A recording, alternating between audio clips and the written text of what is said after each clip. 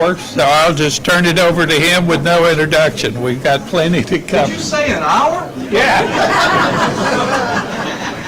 God, no. Good morning. It's good to see you all. And quite a crowd, Mr. Woody. You draw great. It's outstanding. There's all kind of things going on in Baton Rouge that we certainly can talk about, but we're going to talk about a particular subject right now. I like to call it Revive Baton Rouge. And just, just to cut to the chase with it and all, is I think everyone's here and for the reason of the library tax and all the talk that's been going on about the library tax and everything. And I just came in, I want to say a few things about the library system and the library in Baton Rouge to be clear, okay? My wife is here, Beanie, and she's been going to the library for years. She reminded me when the main branch was leaking and didn't look really good. I have two autistic sons. One, Chase, lives in the library, and I can't thank the library people enough for what they have done for my autistic sons. They always feel welcome, and the resources are outstanding. Of course, our office and myself have put up a proposal to rededicate the funds from the library, which is kind of lit Baton Rouge up. Lots of talk, lots of conversations, lots of things, being said about it.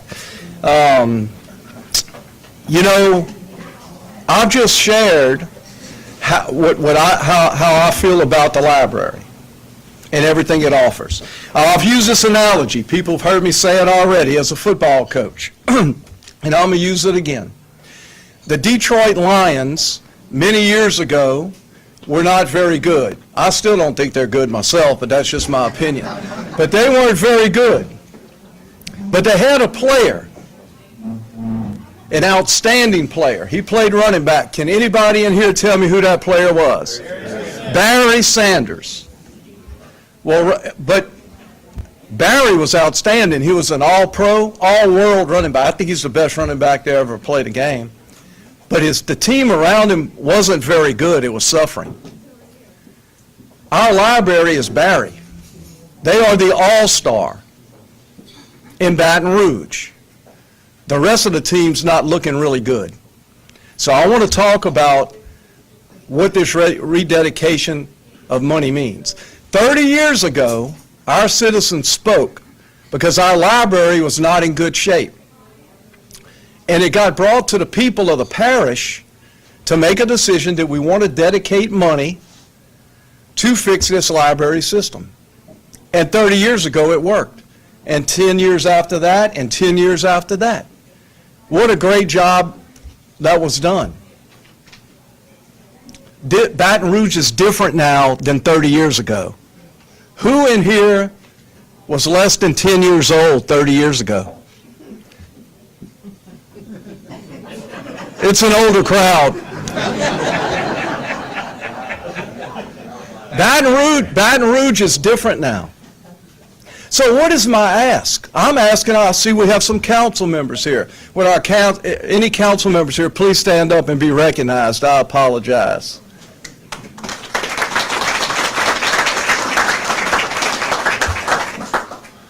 The short of it is, I'm asking our council members, okay, to put this back in the hands of the people and to their constituents. I'm asking them to let the people decide again what we're going to do. The taxes work for the library. Here again, I can't reiterate it more, it's in good shape. All I'm asking is to do the same thing for the rest of Baton Rouge that we did for the library. There's a lot right in Baton Rouge, but there is a lot wrong. It's amazing the narratives that are spun on what we got. I go to the gas station and I got people, you're stealing the library's money and you're getting that. No, that's not what we're doing. It's rededicating. I asked this, Monique, is that the library's money? It's not the library's money. The money belongs to the people of Baton Rouge. It's their money, and they deserve the right to decide what they're going to do with it. And the crux of it is this. I've made a commitment to fund the library at the highest rate of any library system in the state of Louisiana because I believe in the library. And that is my promise. I'll give you just some examples, okay? The budget for the library in Dallas is somewhere between $35 and $40 million. We're bringing in $63 million or so annually with a $100 million surplus. Because if money's not spent, it's a surplus, okay? And you look at the rest of Baton Rouge, and you look what's going on. And you know how this thing got rolled out? It got rolled out that, and now the narrative is it's police versus the library. We're gonna dismiss that notion in a minute when we come up here to have a more detailed plan of what monies could be used for and what could happen. I've offered this before. Let's go roll down to Brookstown. Let's get into North Baton Rouge. Let's look at the areas that are suffering. Let's look at our drainage and our infrastructure.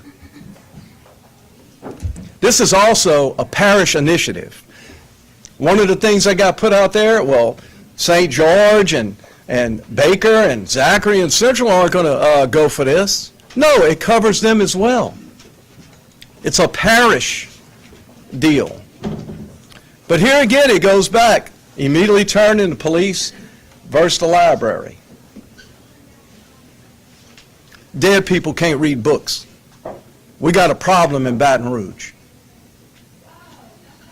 I ran on this. You can't police your way out of crime. And you can't. But what we're going to get, some of our social programs, some of our community centers, DPW, parts of the parish. I could go through what will happen if we don't do this. When I ran, and you say, well, just you ran for this. I told you I don't want to raise taxes. I said that. We have a plan here that can cut taxes and help revive Baton Rouge and put us on the map of where we should be.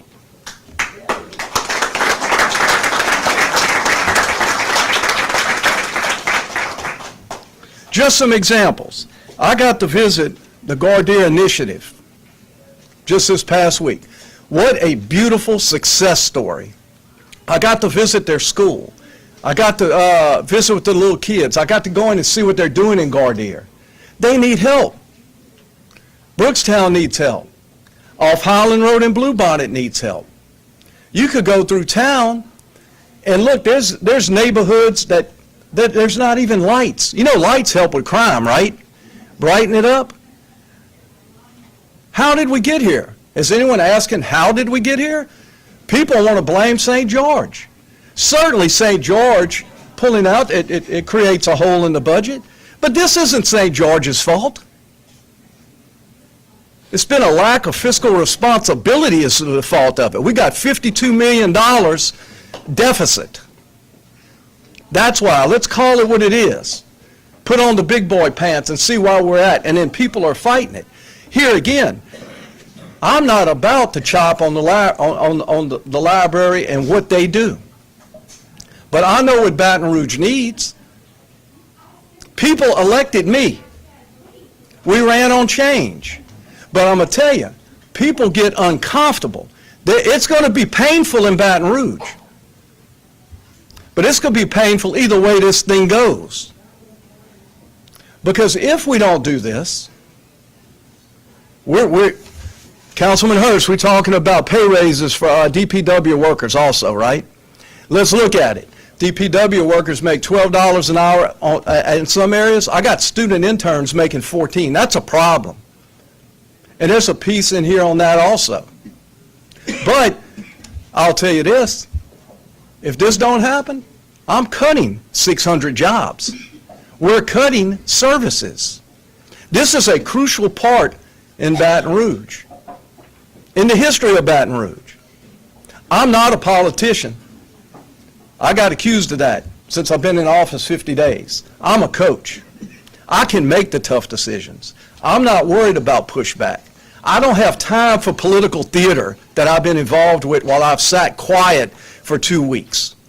The well-being of Baton Rouge is in our hands. And you know what you can have? We can have a better Baton Rouge through this while our libraries continue to be the outstanding, shining star they are and absolutely flourish.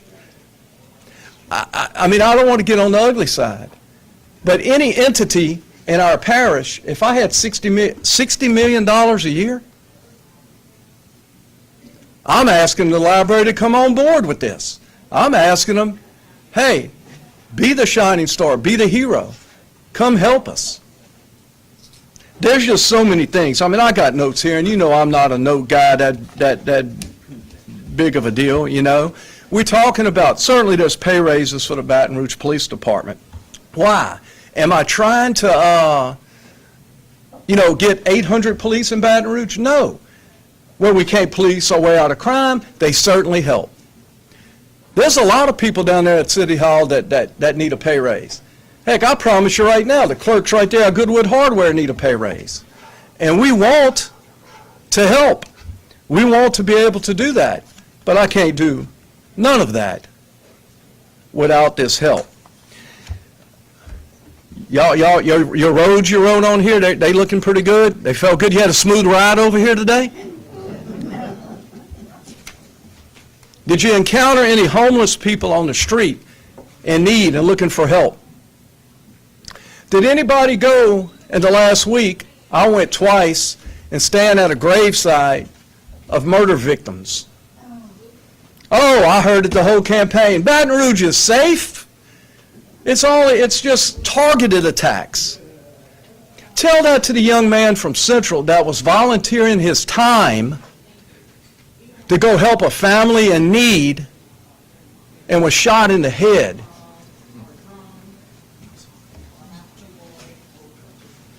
I like books and I like libraries, but I like people more. And not one service is going to be cut from this library system. Not every day it's going to be open. The services are going to remain the same. No one's going to lose a job, and they're going to be funded as the highest funding rate in the state of Louisiana. I know I'm repeating myself on something, but I'm a little passionate right now, and I'm not here again. I keep saying it. Why has it got to be and or? Why has it got to be that? Why can't it be both? It's a different Baton Rouge than 30 years ago. Matter of fact, it's a different Baton Rouge than 10 years ago. I met with some people yesterday, and I used a term. I said, you got to trust me, and they laughed.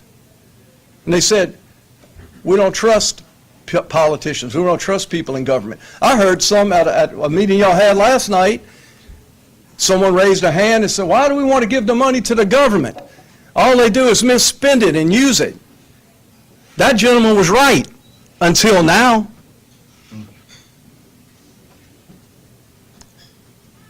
You put somebody that don't play games. I don't play games. I ain't into cutting deals. I'm into saving Baton Rouge. I'm into doing what I said when I ran for office. That's what I'm into doing. And I'm convinced 100% this is the way to go. And I get other questions, and I'm sure I'm going to have questions. Well, if you're piercing the library, who you cutting next? What are you doing now? I think we operate overall in too many silos, to tell you the truth, period. What is unity? What is it? Here again, every one of you see Baton Rouge and you see our parish. So I want to dispel all myths about what we're trying to do here. I was told, boy, Coach, you really bit off a big one. You in trouble now. You came out swinging for the fences right out the gate. I don't see it that way. We're just trying to do courageous things that people have refused to do for political reasons forever, and that's the problem with government. do right by the people. I mean, I have some other things I could go over in terms of, you know, the whole deal, but we have a budget crisis. Budget cuts will lead to approximate 14.6 reduction across city parish government, except essential departments such as police and the fire department. There will be jobs lost. BRPD was cut by $9 million. Everybody got cuts this year. There's nowhere else to cut except people.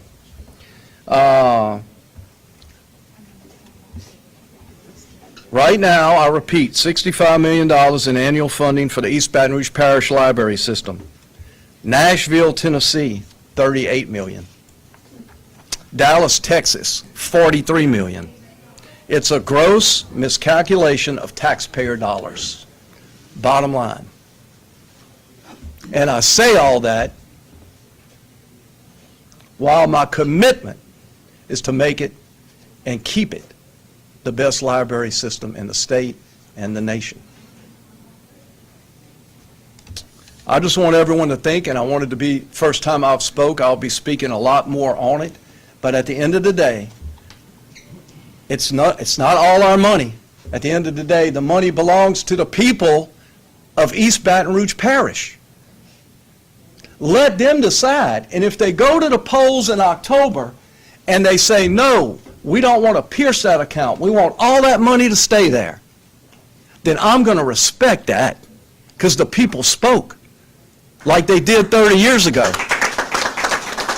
I am going to respect it. And then I'm going to go to Plan B. And I don't know what the hell that is yet. But I promise you I'm going to have one. So I'm going to be quiet a moment. Ms. Fallon Brown, because a lot of people are asking, hey, we want the plan, we want to see it, what's it going to move? And Fallon, I know Fallon gets nervous because she says I go off the cuff too much, but I'm going to be right there. There's got to be something else, okay? It can't just be rededicating the people's money or giving them the choice to rededicate their money. There's got to be other pieces. So I don't want to paint a picture to you that we're just going to take the money, because I worry about that. If the people decide and the money comes over here, then what's our next problem in 10 years, right? We're scrubbing the budget. Can I tell you, would y'all believe that there's wasteful spending in city parish government? Can you believe that? My God. So we're going to scrub that budget, and we're going to go in, and I also believe that it's just a fact of life. We're going to trim the fat in city parish government. We're going to start with zero-based budget on top of this as well. I think we're top-heavy, and there's a lot of things to do there. So you need to know that that piece is working also. So it's building blocks. This is the first step. Boom here. We have 10 transition teams. If you're on the transition teams, I want to thank you for the hard work. Then with boom, we're going to go here. But we want to get Baton Rouge and our entire parish on their feet, okay, and get back to where we need to be. Beautiful things can happen. I'm going to turn it over to you, Ms. Brown, and then I'll come back for questions, okay, after she goes over the plan. You good?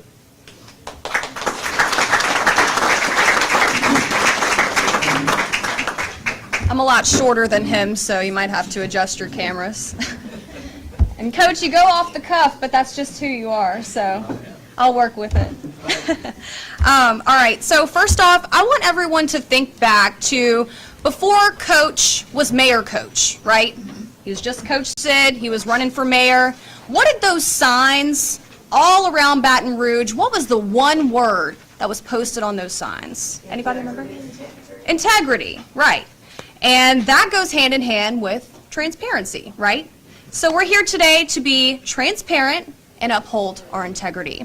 And with that, we have a PowerPoint slideshow to present our plan that is called Revive EBR. And you can see there the logo is a red stick. And it has growth on it. It has leaves that show growth.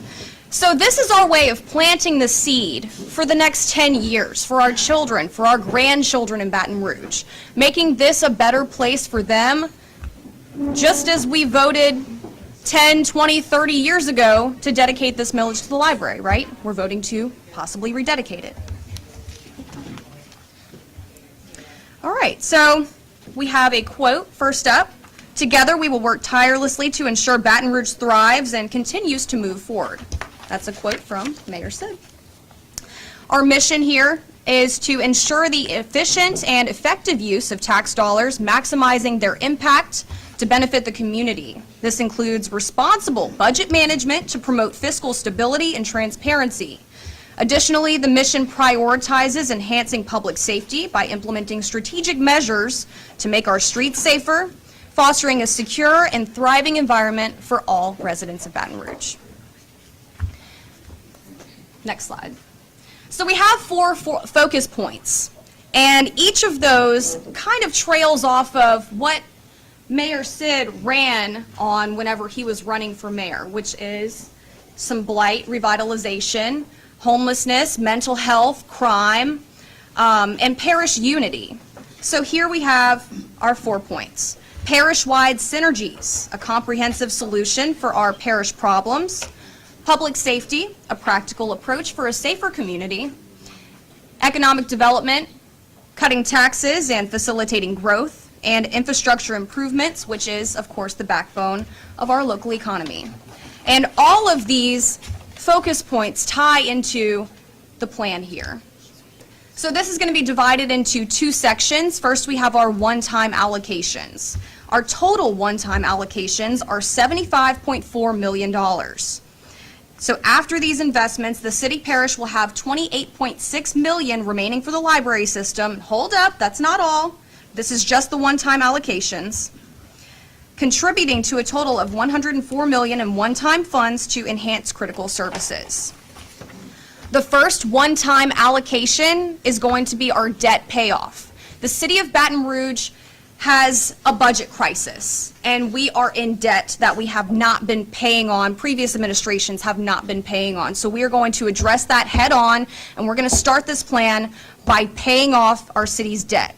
It would pay off $52.4 million, resulting in approximately $9.6 million in annual savings. This will free up resources that help fund vital services and community needs, strengthening our financial foundation and providing flexibility for future priorities. And the total recurring revenue from paying off that debt is going to be $68.6 million. So that's combined with funding from the millage rate, that's 68.6 million, excuse me. That's going to support essential services in the community. So another part of the one-time allocations that we have here is our dedication to public safety. That's going to be $9.5 million under this plan. Under that, we have different subjects. So we have community policing, which will be a range between $1 million and $1.25 million. That's going to lay the foundation for building trust and safety within our neighborhoods here in East Baton Rouge Parish. We also have youth violence intervention. That's a range between $1.5 million to $1.75 million. And that's going to proactively address our huge problem in East Baton Rouge Parish of youth violence by providing resources to prevent crime and create safer environments here. We're going to form a gang task force. That's going to be a range between $1 million and $1.25 million that it'll cost. That's going to enhance collaboration between BRPD and EBRSO as well as other agencies for effective crime reduction as a team together, because as we all know, BRPD and EBRSO, they function a little bit independently.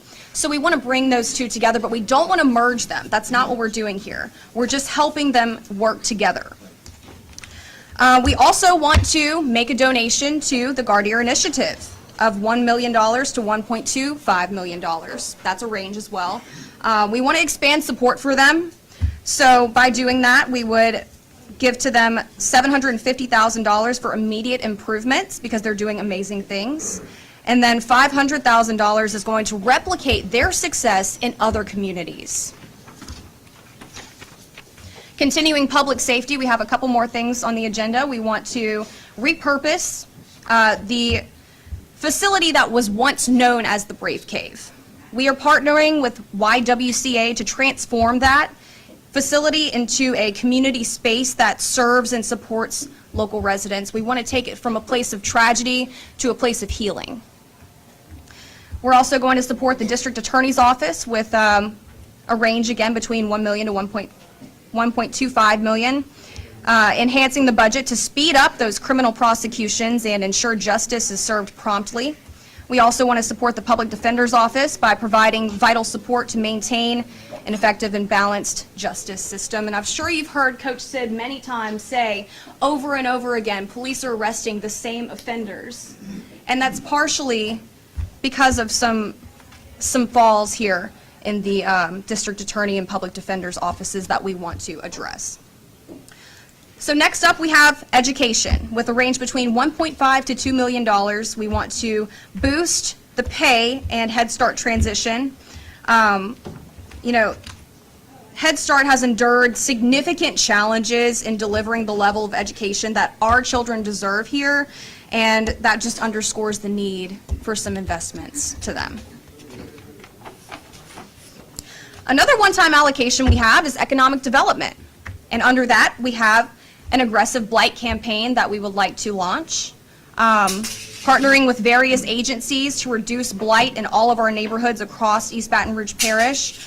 We want to create safer and more attractive communities, and as you know, blight directly correlates with crime. We want to end food deserts. We're looking at the possibilities of maybe putting grocery stores in parts of the parish and parts of North Baton Rouge, and making it easier to access healthy food. We also want to redevelop the River Center. We're going to work alongside state funds to kickstart that redevelopment. So now we're in the second portion here, which is recurring revenue, $68.6 million. So under that recurring revenue, our first initiative includes a multitude of parish-wide priorities that total $21 million. And to break it down a little bit further, we have mental health and homelessness that we want to address, of course, first and foremost. We need to address our drainage problem here in the parish, specifically directing funds towards stormwater management and the stormwater master plan to protect the community from flooding. We have road maintenance and beautification, which, as we all know, we have some potholes to fix and a couple of bigger problems than just that. As a former traffic reporter, I know all about that. And then last, public safety, supporting police pay equity, advancing community policing, and strengthening partnerships between law enforcement. In that recurring revenue now, in the next slide, our library funding, $38 million. A strong investment in the library system, nearly doubling the best funded library in the state. For a comparison, New Orleans libraries in our state, they run on a budget of $21 million. And as you heard Coach earlier, cities like Nashville and Dallas even have lower budgets than we do here in East Baton Rouge. We also want to stabilize our budget with $9.6 million. As you've heard, we are going to be in a budget crisis. Jobs are going to be on the line. And this plan only addresses it a little bit. It won't fix the entire problem that East Baton Rouge Parish has, but we are actively working to address it, and this is one step forward in doing so. Now, as we go, that's just, again, some comparisons for you. Library budgets across America, $43 million in Dallas, $38 million in Nashville, and $65 million in Baton Rouge, which could go a lot further if it wasn't just dedicated to the library. So that's our presentation for you. And now I'm going to get Mayor Sid back up here, and we will take some questions.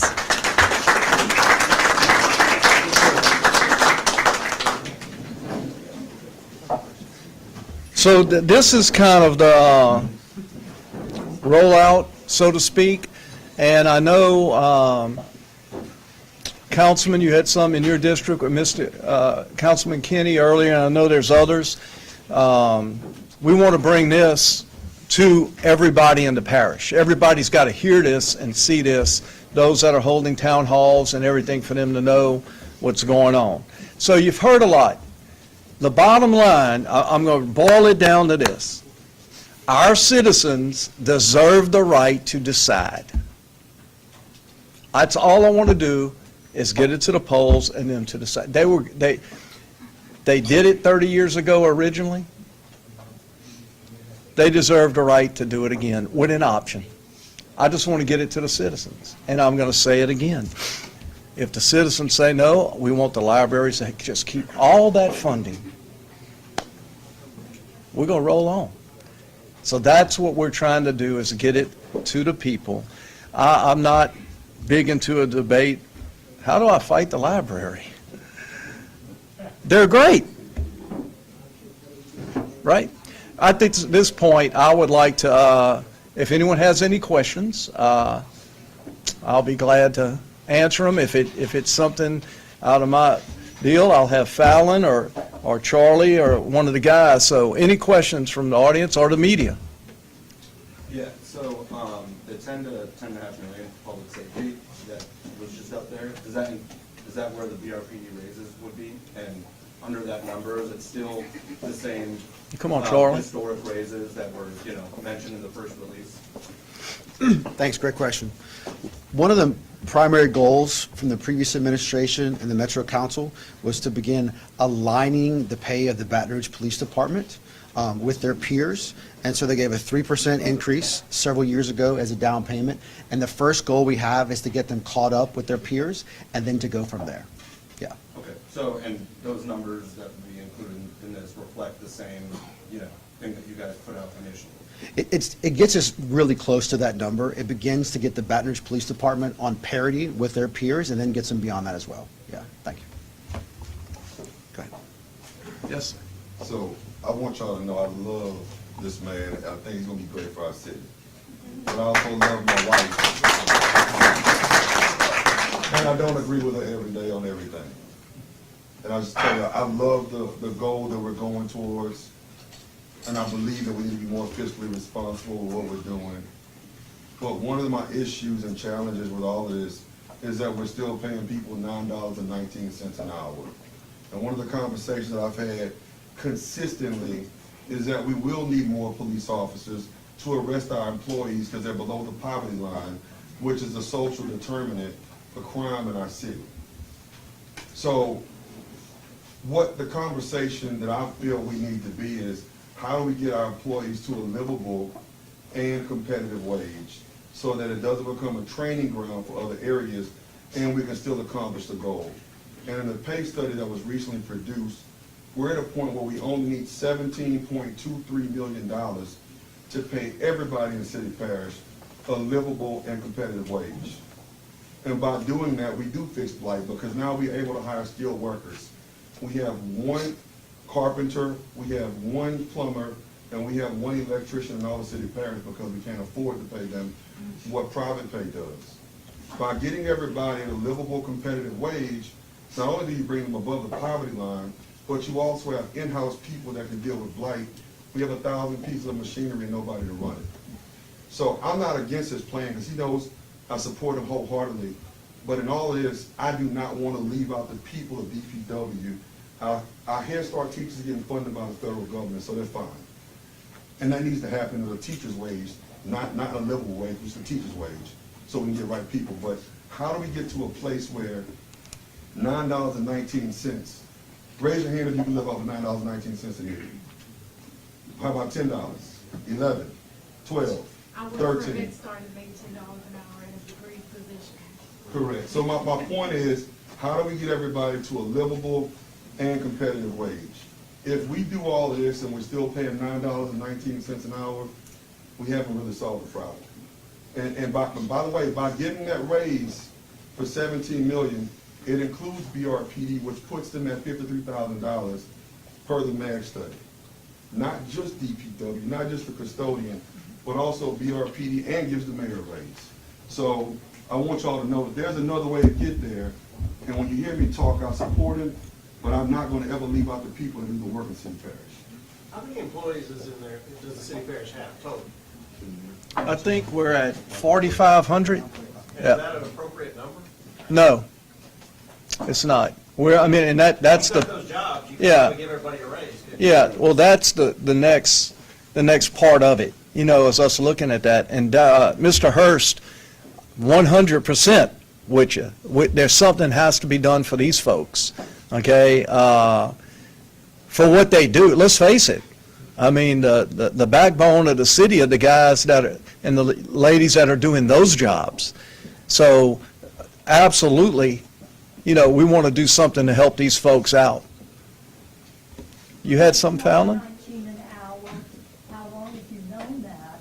And what are the job positions that pay that? And what plan did you have in place before the mayor became mayor? Well, I've been fighting for this for 2 years, by the way, To so address that. I have been fighting for this for 2 years. It required a pay study through a third party, which we've done and completed. And now we're at the point where the firemen have gotten funded, and everybody else should get funded as well. So I commissioned a study, by the way. I ran it because I didn't agree. So I'm not a part of the problem, I'm part of the solution.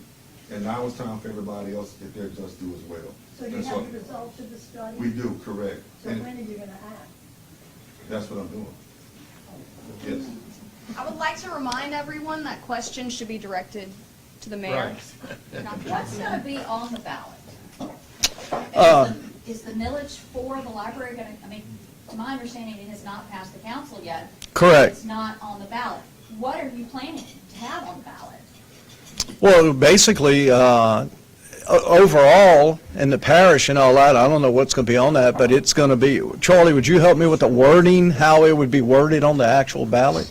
Yes, sir. Thank you for that question. We released the ballot language several weeks ago, and it gives the citizens of the entire parish the right to vote on rededicating the funds and changing the structure moving forward. And so you can go to the website and pull the ballot language down for you. The funding for the library tax rolls off the books this year. What happens if voters reject your proposal?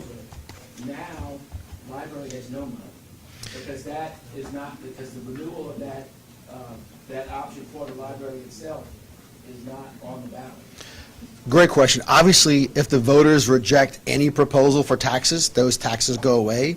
In this scenario, there's over $100 million still sitting in the bank, and there's a general fund to fund the library system.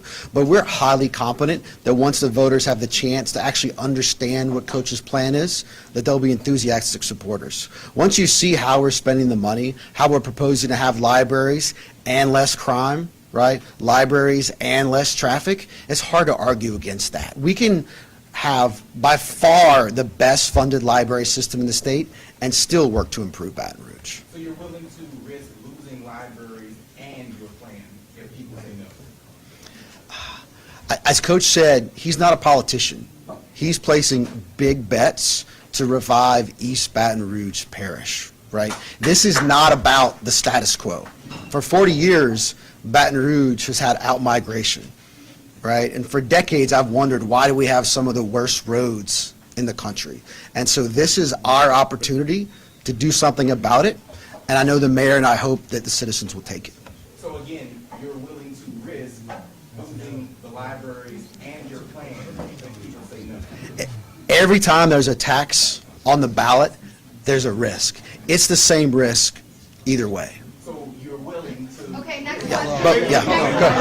Next question. Sir, I'd rather you ask your questions with not so much emotion like you usually do. I'm looking for a yes or a no, and I'm getting 100%. That's why. Hey, in my line of work, what I do, risk. And some people call it having balls, okay? And I'm willing to do what I need to do to make this Baton Rouge better. And if I'm not mistaken, we also can come back to a point, say it failed, that can be brought back, okay? And the library or whomever could come back and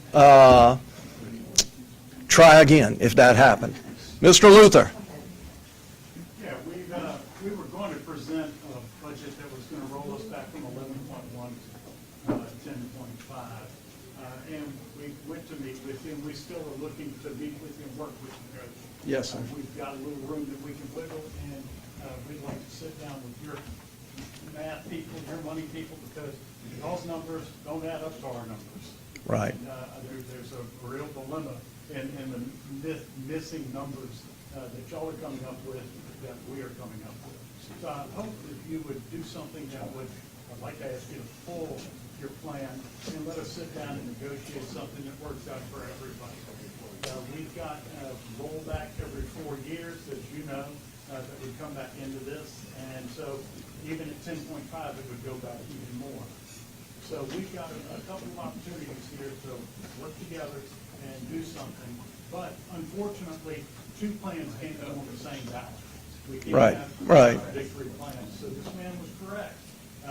If yours doesn't work, it's a potential problem that could be devastating to our library system, which you tell me you love.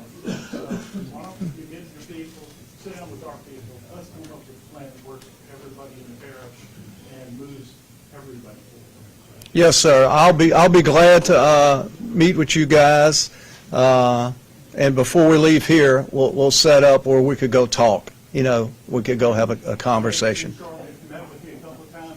We never were able to come up with any numbers yet. Yes, sir. Like I said, I'd like to talk real numbers. Gotcha. Let me go back here. I'll come right back to you, Darryl. Coach, I was excited to hear your plan, but I gotta say, I was shocked to learn that any government entity in this parish is sitting on $100 million in the bank. How long have they run those amounts of surplus?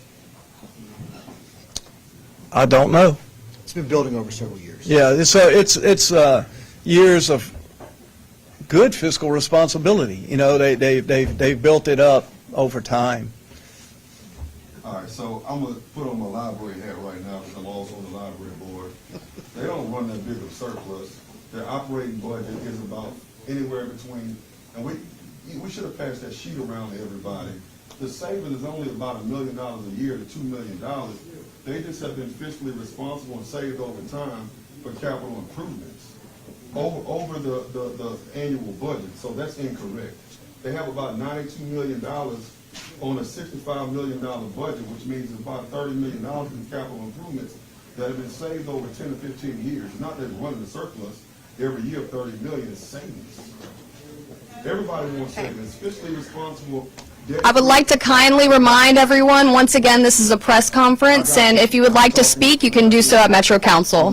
Thank you. And the number two is, I want to ask anybody on the staff, how many of y'all have walked in the Dallas Library and consulted them, or did you just look at the numbers on a piece of paper and compare it? Because you don't know what their services are versus what the services are in East Baton Rouge Parish, which we do workforce development, wraparound, homelessness. They may not do that in Dallas. So a piece of paper does not tell you the difference between Baton Rouge and Dallas. I don't want to get too off target on, at the end of the day, we could come in here and debate all day, right? All I'm asking is let our citizens decide. It's their money. Regardless of what the numbers are, we let the people of Baton Rouge and our parish decide. Patrick? I just got to clarify something you said earlier. You said if this doesn't happen, I'm going to cut 600 jobs. So does that mean if your plan doesn't pass, that's what you'll do is cut 600 jobs? I think that right now that's a raw number. I mean, it's an estimate, but I mean, it's going to be hard times. This is a hard thing to do, what we're doing right now, our ask, but the pain and the hard would just transfer to that. So there would be massive cuts, you know, and some need to be, certainly, but there would be, but what worries me, not only the employment, I mean, government should be about service to the people. We're not an employing agency, okay, by definition. But, yes, there would be massive cuts. Here?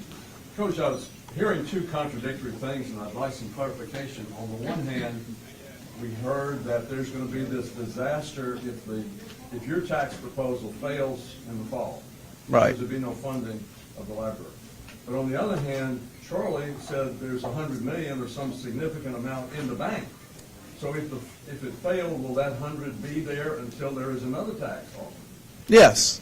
Am I right on that, Charlie? I mean, that doesn't go anywhere. And then what you would have is the library themselves could come back again and you know, for a renewal. The bigger risk is if Coach's plan doesn't pass. Yes.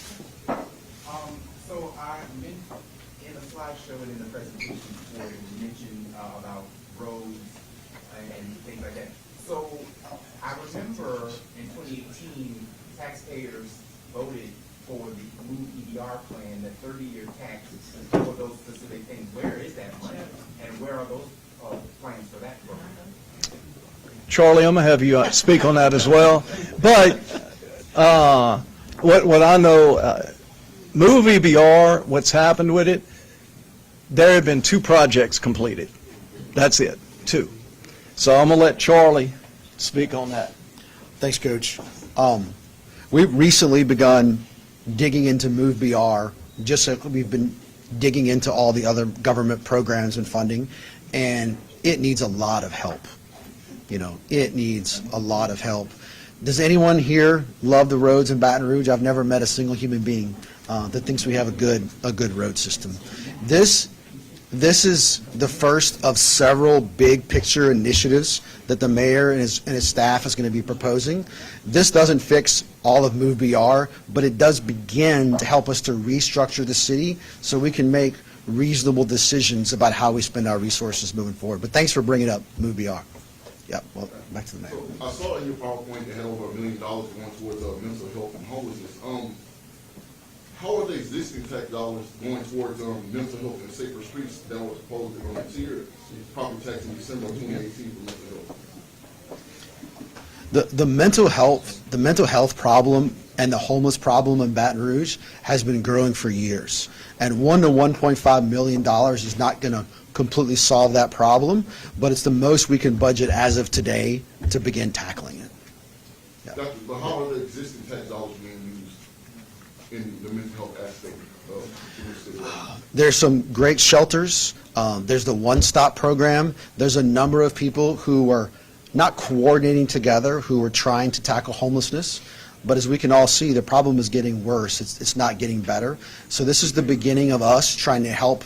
There's a theme to all of what Coach is proposing, and a big part of it is coordination and collaboration. Today, our city, for decades, has operated in silos, right? The library does their thing, BREC does their thing, the road folks do their things. So by getting people together to coordinate and collaborate, we can begin spending resources better and tackling those problems.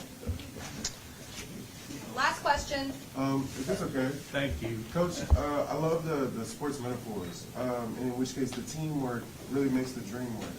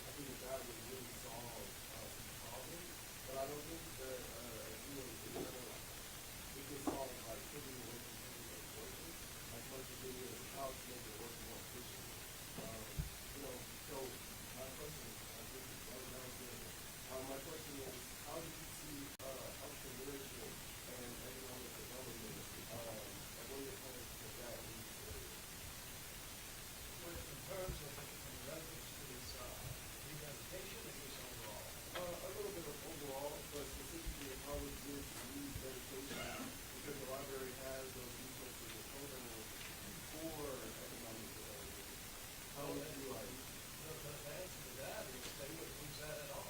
That would spend for the authors